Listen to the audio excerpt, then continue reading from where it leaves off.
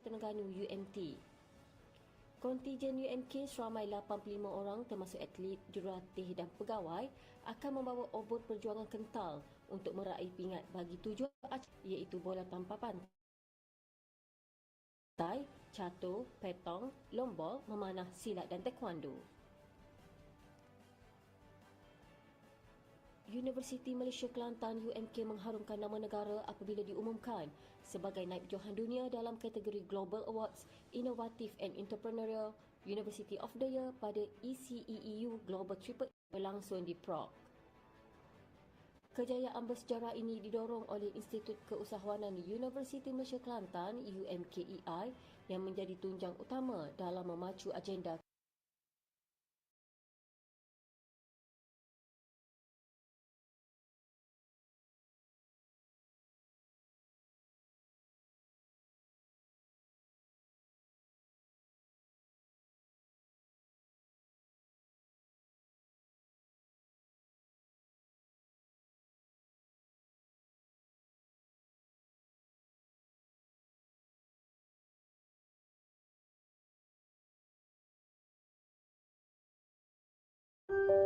Recording in progress.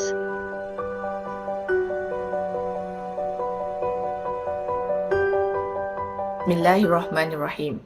Distinguished guests, respected keynote speakers, honorable participants, ladies and gentlemen. Assalamualaikum warahmatullahi wabarakatuh and a very good morning to all of you. Welcome to the first international virtual conference on human futures, brought to you by University Malaysia Kelantan in conjunction with Festival Idea 2025 and in collaboration with American Corner Kelantan. To begin our conference, we will now play our national anthem Negaraku, followed by our university song Terbilang UMK. We kindly request all participants to remain attentive whilst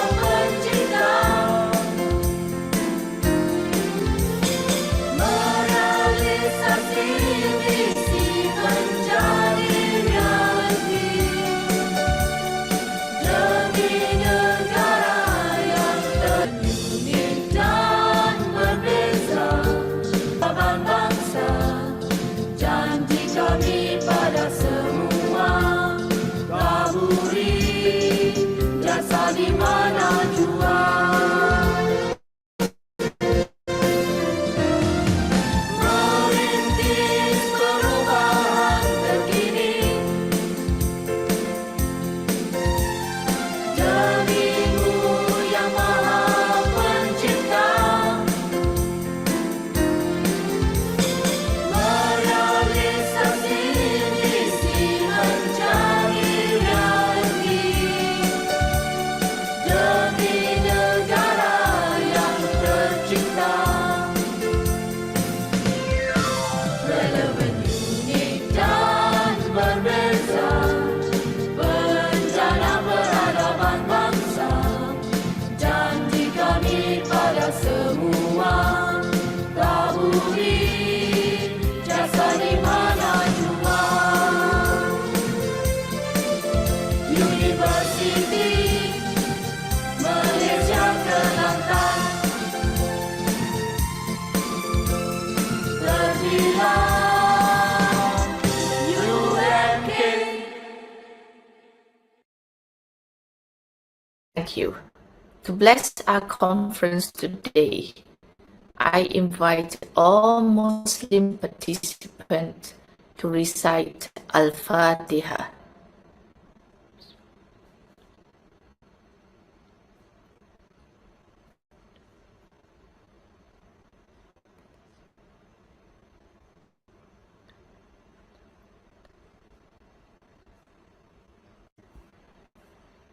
On behalf of University Malaysia Kelantan and the Faculty of Creative Technology and Heritage, it is my great honor to welcome all of you to this first edition of our international virtual conference.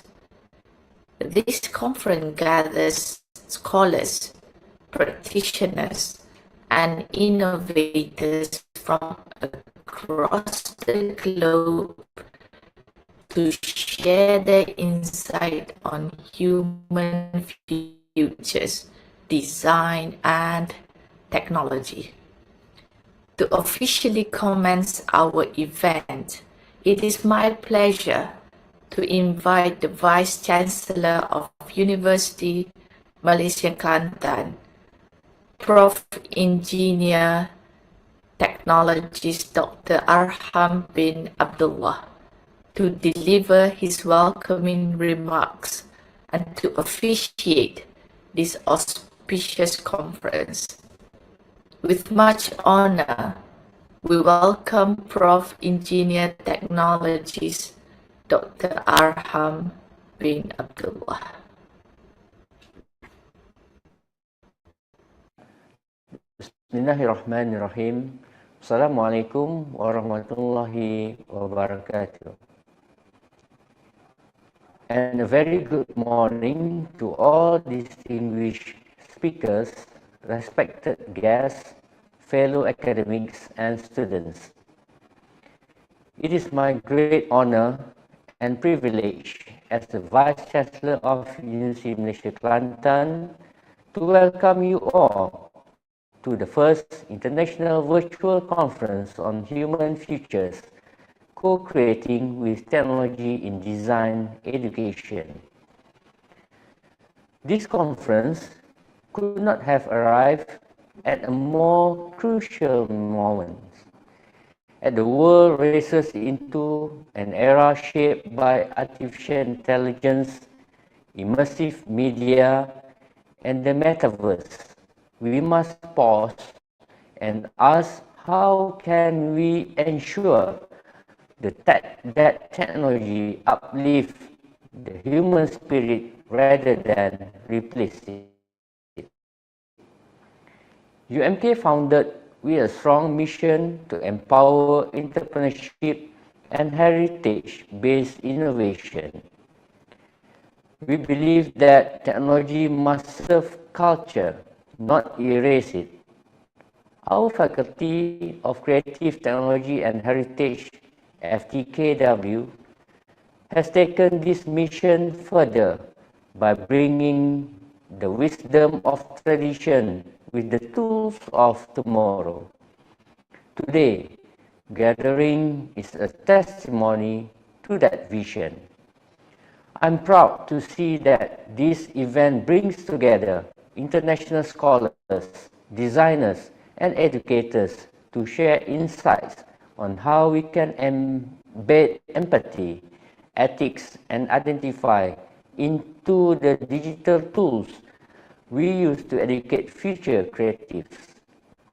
Let this be more than conference. It is a platform for co-creation, a space where human imagination meets technological possibility.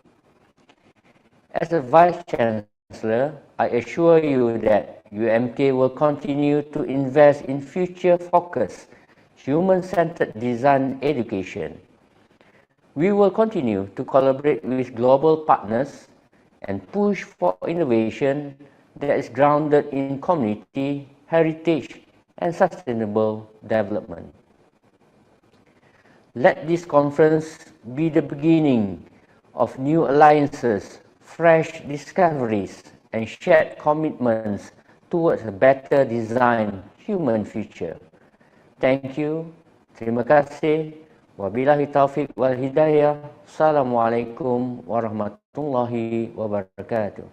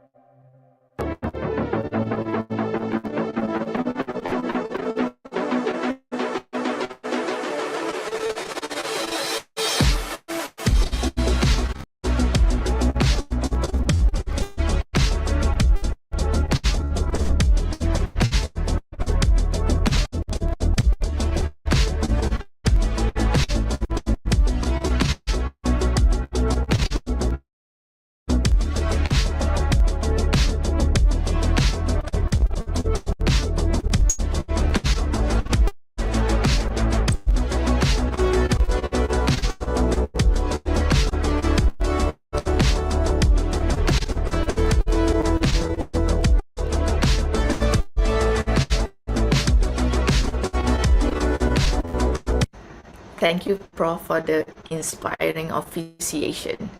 We will now begin our keynote section. Our first keynote is by Professor Dr. Yoon Sok Lee, a professor in the Department of Design at Busan National University, South Korea, and a director of the Mivia Lab. He received his PhD in animation from Loughborough University, UK. His research focuses on 3D animation, media art, computer graphics, and immersive technologies such as virtual and augmented reality.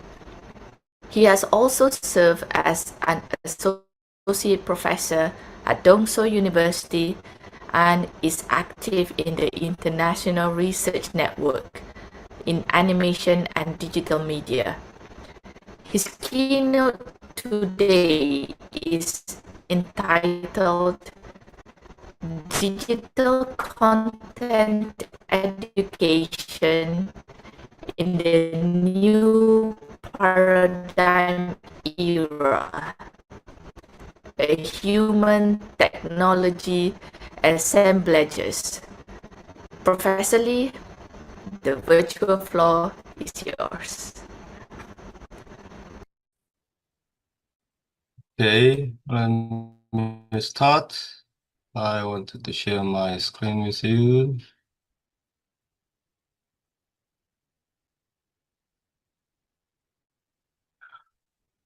Distinguished colleagues, ladies and gentlemen, my name is Hyun-Suk Lee, professor in the Department of Design at Busan National University, South Korea. It is my great privilege to address you today on the theme of digital content education in the new paradigm era, human technology assemblages. This theme raises a fundamental question that is deeply relevant to all of us who work in the fields of digital content, media, and education in the midst of a rapidly evolving new paradigm. How can we reconceptualize and embrace technology, and furthermore, engage in co-creation with technology? When we examine the history of design, art, and media practice, we can identify the following trajectory.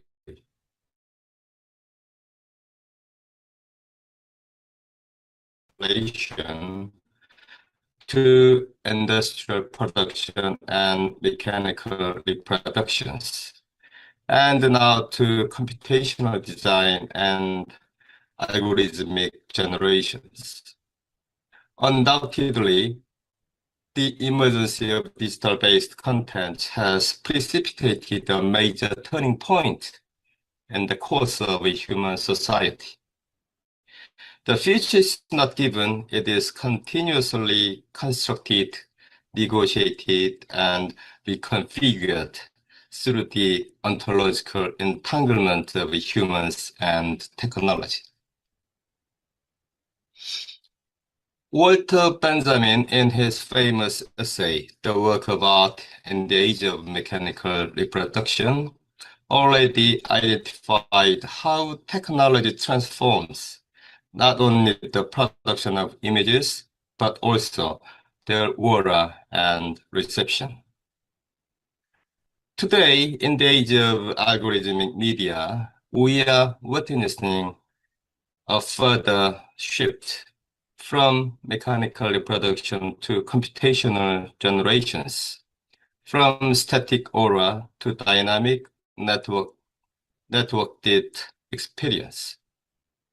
Lev Manovich describes this as the language of new media, emphasizing modularity, variability, and automation as defining features. For design educators, this means our classroom are no longer only spaces of representation, but laboratories of simulation, interaction, and co-creations. Furthermore, Bruno Latour and his actor network theory suggests that we live within a parliament of things, whereas humans and non-humans constantly exchange agency. This implies that technology is never uniform, but always entangled with social and cultural practice. Thus, human futures are not simply the product of technological innovation, but of human technology assemblages. Let us examine the meaning of what I refer to as the human technology assemblages by looking at three types of its outcomes. First, artificial intelligence as a generative partner. Generative AI system can propose forms, patterns, or entire visual sequences that extend beyond the human imagination. In animation and media art, AI serves as a powerful tool for creating digital content. It can generate storyboard, simulate motions, and allow production at a scale and speed beyond what any individual creator could achieve. Second, extended reality as an experiential collaborator. Extended reality enables the construction of immersive environment where narrative, space, and interactivity merge. If we recall Donald Sean's idea of the reflective practitioner, creators are expected to reflect on their actions and develop as they produce digital contents. In the context of XR, reflective practice goes even further, extending from the creator-material relationship to the interaction between creators and algorithms. Third, data and algorithmic aesthetics. Artists such as Rafik Anadol exemplify how data itself becomes a creative material. Algorithms transform information into dynamic sensory environment. This suggests that technology functions not merely as a medium, but as a new aesthetic form in contemporary art. This perspective aligns with Matthew Fuller's concept of software studies, which argues that code itself structures aesthetic possibilities.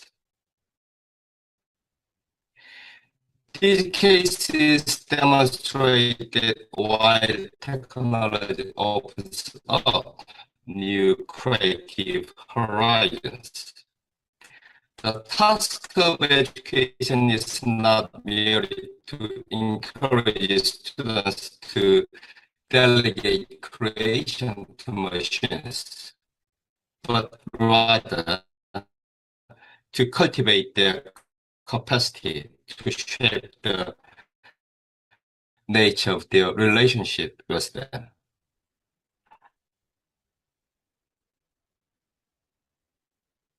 So what does this mean for us as educators?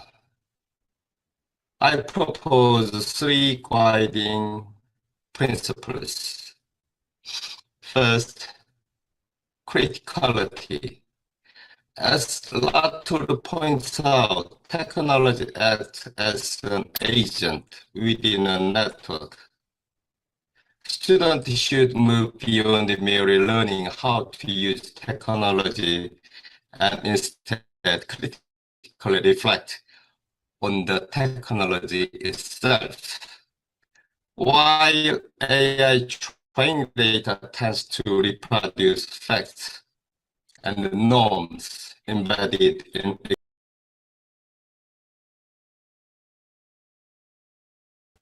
it can also, through algorithmic recombination and transformation, challenging the existing meaning structures and open up new avenues for interpretation.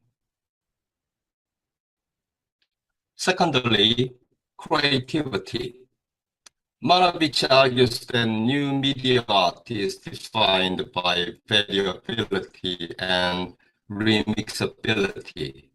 In this sense, creativity is less about absolute originality and more about contextual recombination. Students working with AI outputs must learn to curate, reinterpret, and embed cultural meaning, rather than treating machine outputs as final product. Thirdly, explorative inquiry. Content creation now extends beyond humans to include non-human actors. As Robin Nelson notes, through practice-based research, knowledge emerges from iterative interactions with materials and processes. This implies that technology systems should be treated as object of inquiry, with practice itself forming an integral part of research.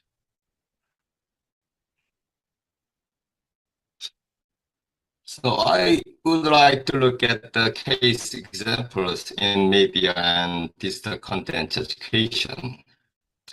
So architecture and visualization.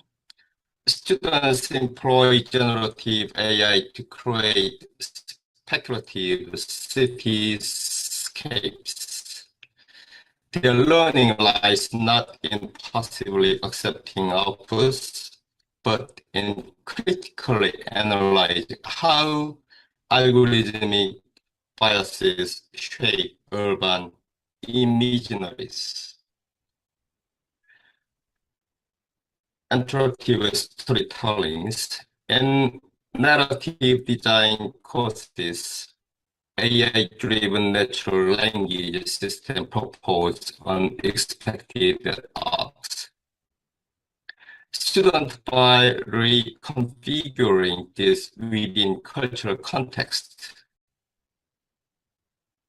demonstrate a creative relationship in which AI stimulate and the human situate.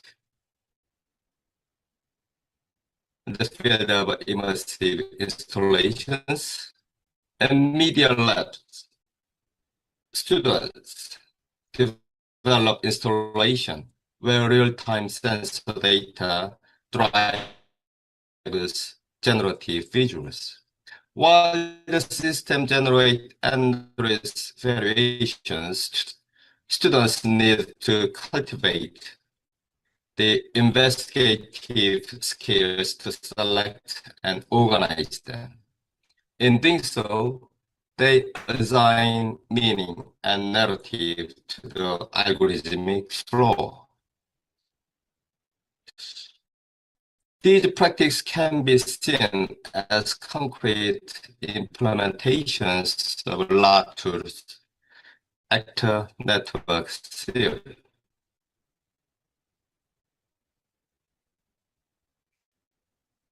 Of course, challenges persist. Benjamin's concern with aura resurfaces in debate over authorship. If an AI generates parts of a film sequence, who owns the work? The student, the dataset, the algorithms?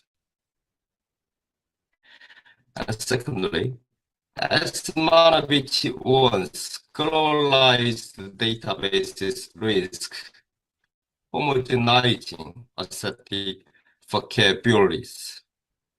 Therefore, digital content education should foreground the narratives of local traditions and minority cultures.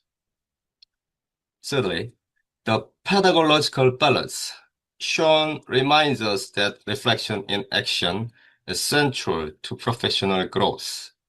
They risk losing precisely the qualities of a reflective practitioner.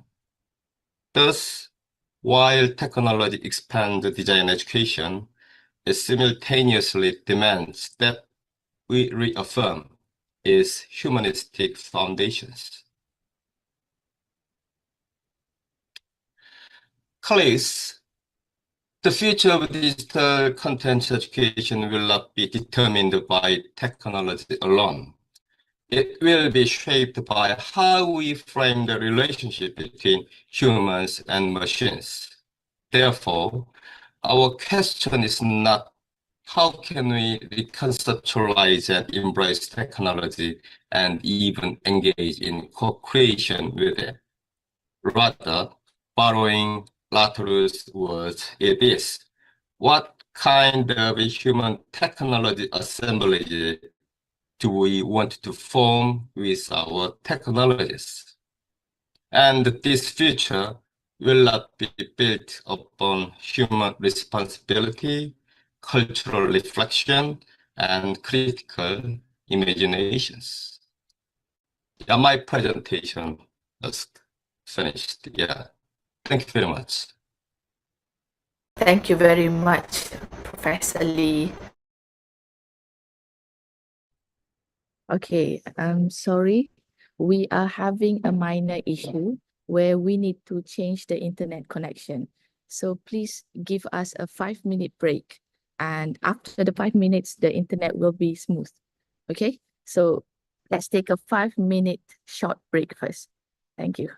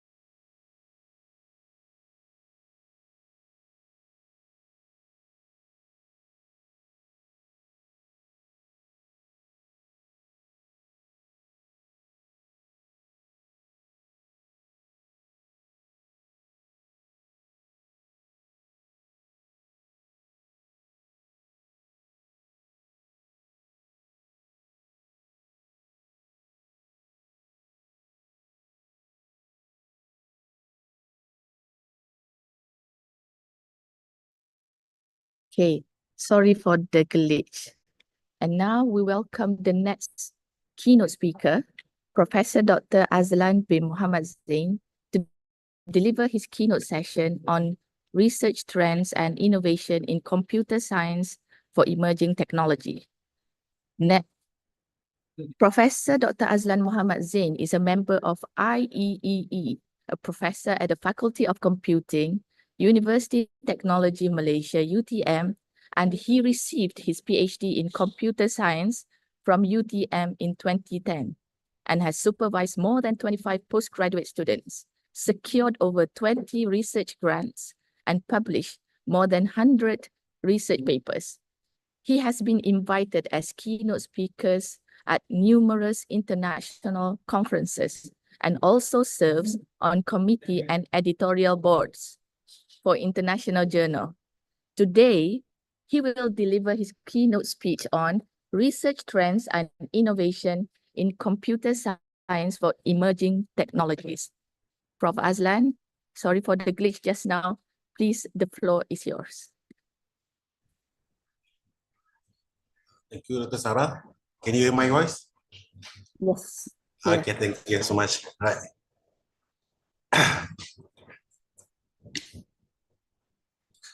Okay, Assalamualaikum warahmatullahi wabarakatuh. Good morning to everyone. First of all, I would like to thank the organizer of the conference, First International Virtual Conference on Human Future, ICO-HF 2025, for inviting me to this speech in this conference. So the topic given to me is the recent trends and innovation in computer science for emerging technologies. I'm Azlan from Faculty of Computing, University of Technology Malaysia, UTM. Maybe some of the participants here is from China, so I would like to introduce the position of UTM in Malaysian map is here, is close to Singapore. Right. Okay, the abstract, the synopsis of my speech is on the recent trend, the trend of the computer science for emerging technologies. There are 5. First, AI, machine learning, deep learning, data science, and IoT. Right. So we go with the definition. We go with the definition first. So rapid development in advanced technology nowadays, thus needing the computer science innovation. So computer science actually is about science.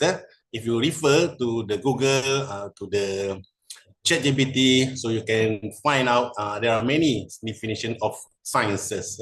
So actually, the science is about observe and we do the experiment. We observe we collect or we observe the data and then we do the experiment.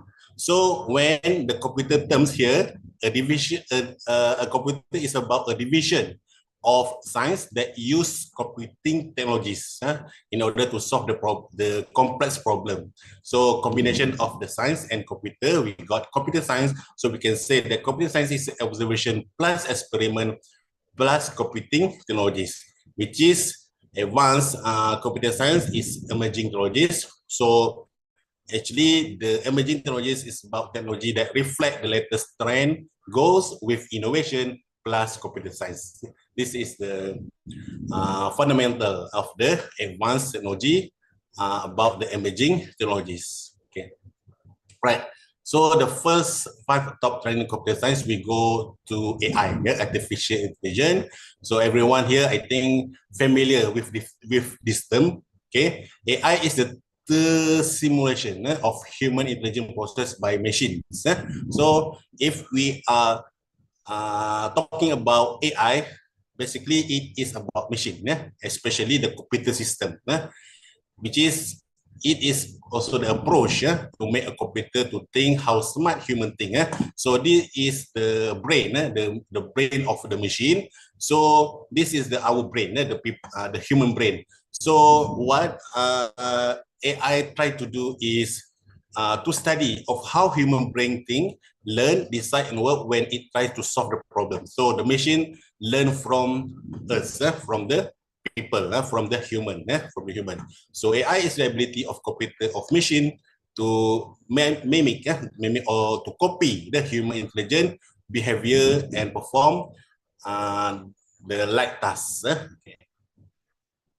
So just imagine, every single of us here, we have a brain. So there are many sections in the brain. So there are movement section, touch section, taste section, vision section. There's our brain. Okay. So when we convert into the AI, so this is the comparison we can do, which is human. Basically, we can do the decision making. But the machine make the decision making based on the technique. The technique we call machine learning. Okay. Perception. Perception. We human do the perception automatically. Automatically. Okay. But for machine, for AI, they do the process of perception. They need the data. That's why AI needs data. So if you see in this table here, human brain versus artificial intelligence, one of the characteristic here, the human brain is the thinker. The thinker. So AI is the expert. So that's why we call expert system, expert software, expert hardware, and so on. So it's about the expert, but actually the human brain is about thinker only. Right. So this is a basic, the basic sample how we can say how the machine will do the process of thinking. Okay. This is us, this is human, the human vision system. So our brain, our head, we have the eye. So our eye will look into the basket of the fruit here. So we, by using the section of the vision in our brain, so we can the people, the human can say, can determine the object inside the basket. There's oranges, bananas, and so on. But in the computer vision system, they don't have the eye. The eye is from the God, from Allah. But what we do here is we need the sensor. We call the sensing device. The sensing device will go to the basket, go to the basket and the fruit. So the input is the basket of fruit. So the process is to interpret the data from the sensor, and similar. The final output is to be the result, what is in the basket. So this is the how the machine think and how they deliver the process. They are using devices we call machine. Right. The very simple, the very simple example here. When we are talking about AI, we use in the automated teller machine, or ATM. We want to withdraw the money, so we go to the bank. No need to go to the cashier. So only to press the password, and we can get the money from the machine. That one is AI system. Okay, similar. We go to the toilet and no need to have the locks. Just show your hand and you get the water. Okay. Right, washing machine. Every single of us have this facility. This equipment, this machine in our house. So the process of how to control the washing machine process, we use AI technique. AI concept. Right. And also this the latest technology on AI, so autonomous vehicle. So we can drive, we can reading the book without control the vehicle. So everything is controlled by AI. Right. So also in the factory, the process of production delivered by the AI system. Right. So that one is the first trending of computer science. So we go to the machine learning. Okay. Right. So as I mentioned before, machine learning is the technique, the technique of AI, which is AI basically is a program that can span, that can sense, can make the reasoning, action, and adaptation. But the process of this reasoning, action, adapting, and so on is done with the help of the technique we call machine learning, or we call algorithm. which is the algorithm whose performance improve as they are exposed to more data over time. So AI is a program that solves tasks that require human intelligence, while machine learning is a subset of AI that solves specific tasks by learning from data in making decisions. So in order to perform the AI program, so we need to learn what they learn. They learn the data. So the basic thing in delivering the AI technologies is data. No data, no AI. No data, no AI. So machine learning is a concept of technology that allow us to use various computer algorithms to solve the related problem. So we call it algorithm. Okay. So this means that all machine learning is AI, but not all AI is machine learning. It is a basic concept of the AI and machine learning. Right. So human learning versus machine learning.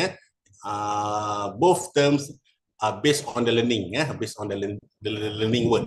Human learning, machine learning. Human learning, we have intelligence, but machine learning, they actually no intelligence.